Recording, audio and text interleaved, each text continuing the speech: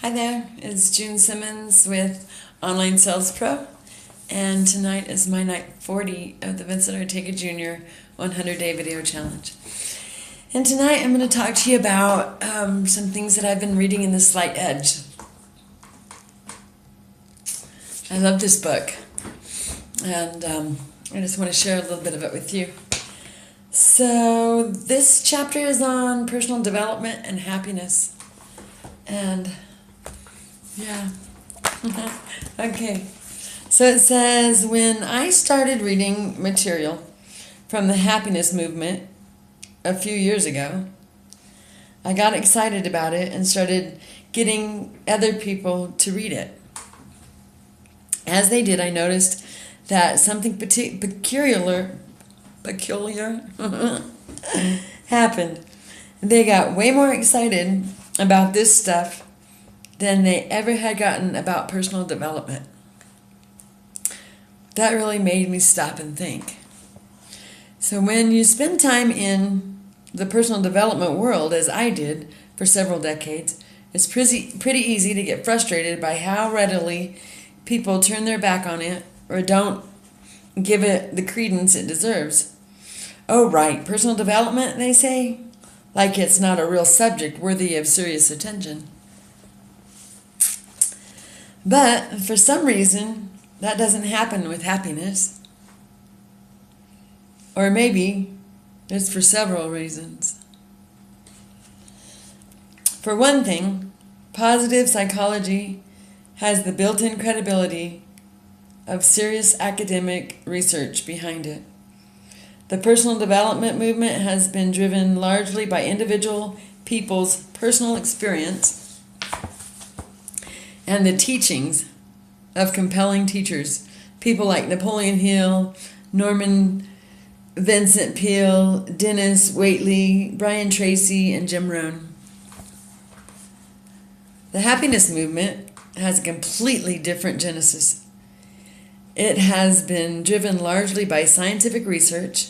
When you show up with the intellectual weight and credibility of academia, and all this well-documented research in your back pocket, it opens doors you never could get through with personal development. There's a second reason, though it may be even more compelling than the first. People really want to be happy. Far more people have a strong desire to be happy than a strong desire to develop themselves to a fuller potential. Personal development sounds to most people like work. And who wants to work harder than they are already working?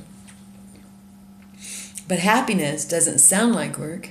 It sounds like being happier.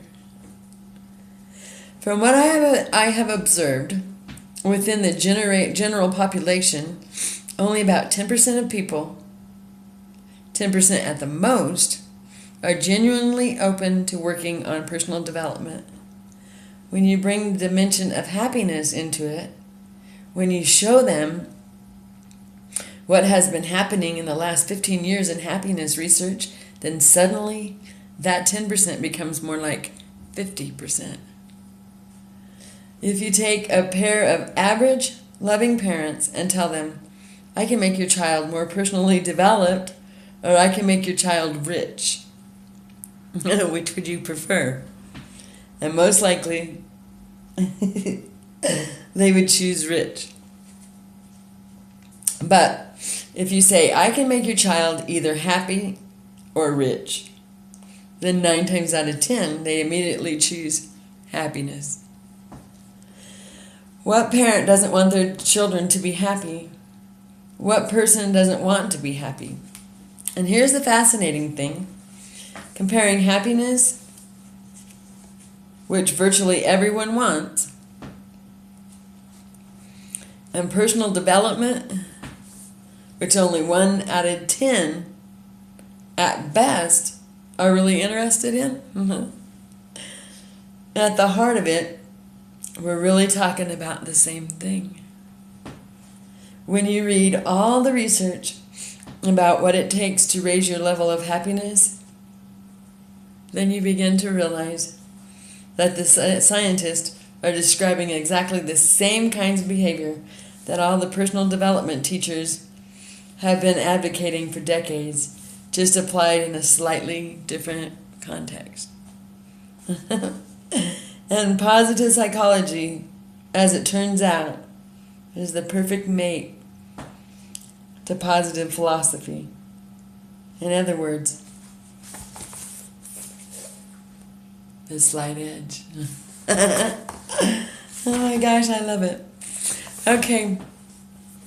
Well, thanks for listening, and I'll see you back here tomorrow for day 41. Have a great night.